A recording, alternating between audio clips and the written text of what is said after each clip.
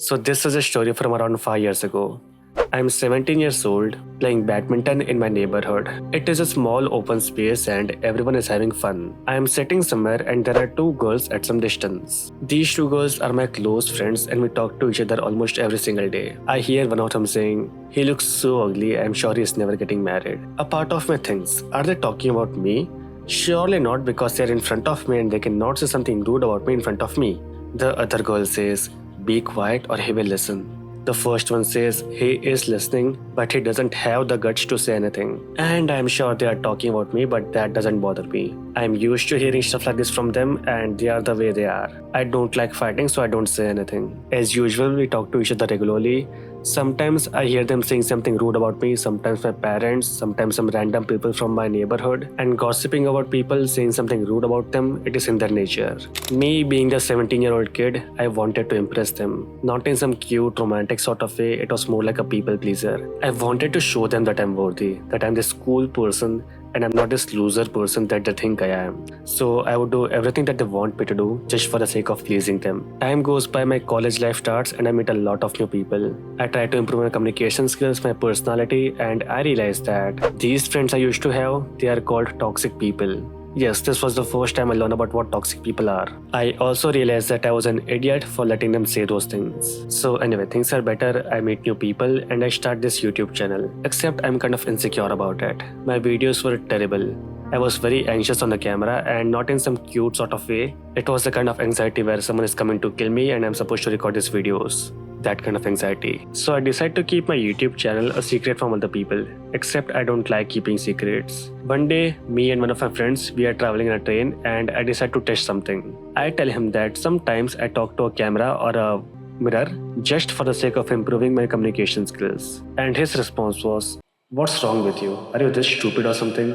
To be honest, I was kind of expecting that. I just laugh it off. He has lived a very normal life so far, and anything that is unusual, that is non-conventional, he does not like that. Even if I tell him the story of the badminton incident, he would just laugh on me, I know for sure. So opening up to him, sharing some personal secrets, that is kind of difficult with him. But I know one thing for sure, that he is not toxic. He is a good friend and a nice person. Sometimes we would go out to watch movies, we used to watch anime, we used to play games together, and eventually, because I wanted to be more serious about my self-improvement and this YouTube channel, I deleted almost everything else. All my games, no anime, no Instagram, nothing. I deleted everything. Except he convinced me a lot to not do that.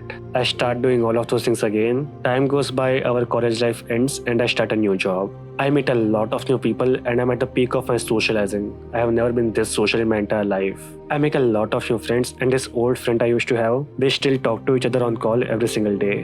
One day some incident happens which I wish I could share but I cannot. I call him discussing that incident, and it was a 1 hour call, and half of the call was just him saying rude things about me.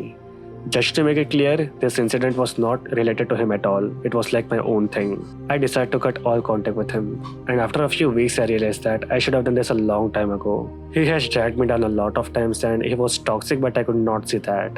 Toxic people don't have this sort of tag in front of their head, which is that they are toxic.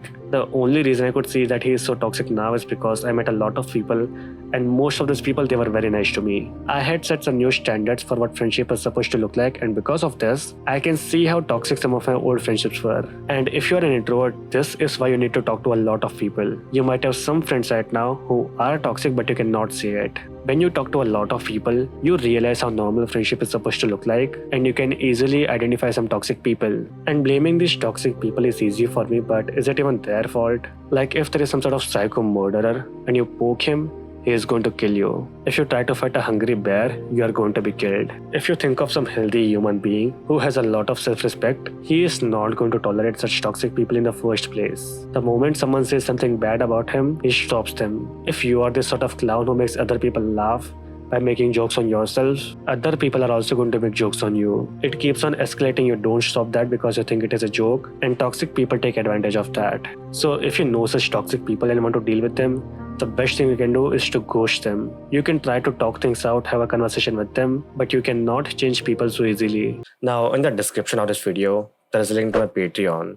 It is basically a community for introverts where a lot of introverts come together to grow their personality. I plan to launch some very good courses on that in the future, starting from how to improve your communication skills as an introvert. In there, I talk about various things like your appearance, your archetype. So there are two kinds of introverts, the one which looks kind of lonely and the one who looks kind of intelligent, sort of mysterious. I teach you how you can become the second version based on your appearance. Then I talk about your personality. So introverts are generally sort of unapproachable. If someone sees you and that person wants to come and talk to you for some reason, there is something about you that stops that from happening. So I teach you how to overcome that along with a lot of other things. We also plan to have frequent video calls every month. So for a lot of introverts, calling is kind of difficult. They don't like it. And this is exactly why we plan to do video calls. The people in the community are very similar to you. They are introverts just like you, so they are not going to judge you, which is going to make it much more easier for you to connect with these people. And you won't feel shy or nervous when talking to these people online. The link is in the description. Thank you so much for watching and goodbye.